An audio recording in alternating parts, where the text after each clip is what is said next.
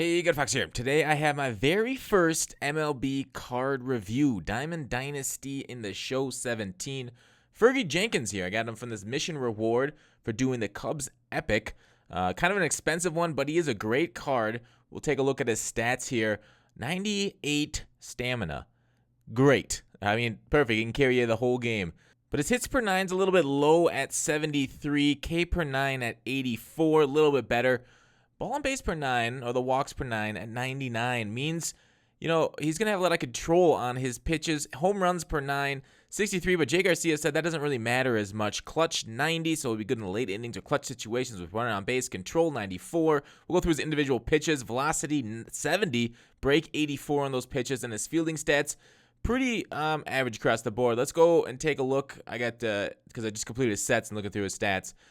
Zeros on those at the moment. Pressure cooker, performed better when there's runners on base, which is this clutch stat too, A workhorse, great, untouchable at striking out hitters. He's great at that. And excels at limiting walks. So we hope not to limit too many. This is the opponent that I face with Fergie Jenkins. This is not the only one. We're going to go through four seams, fastballs, but this is all the gameplay is going to be from one opponent, basically his pitches. We're going to break them down. We're going to show them. So right off the bat, I'm going to tell you I'm not the best pitcher or hitter. I'm not top tier, World Series tier, but we can show the breaks. I mean, I'm going to miss some of these pitches here. I'm human and bad human. But his fastball, it's actually got pretty good movement on it. Like, it's kind of got some tail when it goes inside. It's much like a fox that way.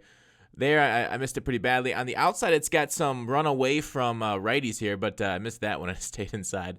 So I can't even get close to accurate with it. There's that tail inside. So it's kind of cool. It kind of looks like it's coming inside, and then it breaks a little bit. Not as much as, say, like a two-seamer would, but the four-seamer ain't too bad. Daily League says, so his four-seam fastball's 93, but I've seen that run up to 95. Like, that one was just 95. I've seen it consistently more towards 94, 95 than 93. There's another 95 mile per hour, so we'll take a look at this one once more. That one came in, and didn't see the speed on that one. It wasn't a radar gun. I already cut it before it came on. So, control of that four-seam fastball is 99 on Daily League. So, he will hit. He'll stay in the strike zone, limit the walks. Now, I don't know what the ball on base per nine does, whether it's going to give you more calls, and clearly it doesn't because I had that called inside. That was clearly inside the strike zone, and the umpire screwed me on it. So I don't think the BB per nine or walk per nine matters for like umpire calls so much, unless it does a little bit. But it doesn't look like it to me. Otherwise, there's some running. It's great against the hand. So very fast fastball. 95 is kind of where he consistently stayed at in this online play. So Daily League says it at 93, but you can ramp it up there at 95 consistently. All right, moving on to the slider. Now here it is. I only pitched it against same-handed batters or right-handed batters, mostly down and away because it gives that look like it's an up-and-in fastball. You set him with the up-and-in fastball. That one I hung a little bit, and he tagged it, but he didn't get too bad. He didn't hurt me terribly. Here it is against a lefty. It's more of a down and in. Like, I don't love this slider because it's not so much side to side as much. Like, if you push it up higher in the zone and towards the middle, yes, it'll go more side to side. But it's a lot like curveball if you keep it down. See, it's kind of got more vertical break than side to side than like a lot of sidewinders. I really like their sliders could go side to side, but it's a lot like a faster curveball almost. Now this curveball, this is his pitch. This is my put away pitch with this guy.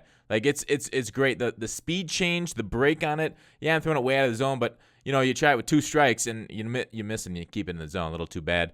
But the curveball breaks 74. It feels really good. It feels like it's a whole zone break. Like, look at this. It starts at the top of the zone, and then that was below. He got a good piece of it, but that was definitely below the strike zone. Control on that curveball 91. I didn't say the slider had a control of 95. And the break on that slider was also pretty good. So there's the curveball down and in. My guy's chasing a little bit. Make it a little easier to pitch because he's chasing the curveballs out of the zone. So yeah, you really want the put away. We'll start a count out 0-0. Again, I mean, the curveball I like against both handed hitters because it's more vertical break than it is in, unless like this is inside to a lefty, and a lefty I think is going to be able to handle these curveballs into their hands a little bit better than the righties, where it's floating away from them because the fastball up and into a righty is a bigger weapon than the fastball up and away to a lefty. So it feels like it breaks into a lefty, making it a little bit easier to manage, in my opinion, for them. But it is more of like a, what would you call, an 11-5, except for on the outside part of the plate against lefties here. Then it's more of 12-6. But there where I missed it, it definitely went 11-5. But I do like the curveball the best of his breaking pitches. So here we go. got a couple more curves for you. Then we'll move into the forkball. One more against the same-handed hitter. Will he? Woo! In the dirt. So it looks like it's coming in high. It just breaks off the handles there. All right, so here's the fork. Basically, his changeup pitch. It's a slower pitch. Yeah, there you go. 77-mile-per-hour fork. So there's about an 18-mile-per-hour difference between the fork or the changeup slash, I can refer to it as both, but we'll just say between the fork and the fastball. And look at it. It comes in like a fastball straight, and then it kind of dives.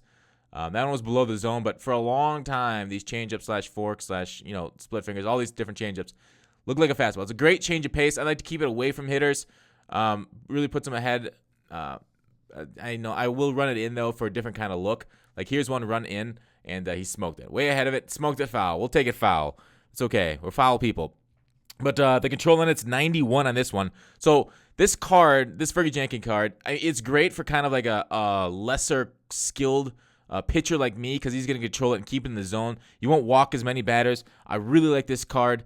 I'm not going to rate it out of 10 yet, because I'm not too experienced in MLB and I don't have any baseline for it. But I hope you guys like this first card review in MLB The Show 17 Diamond Dynasty. Thanks for watching. Call to action. I'll see you tomorrow.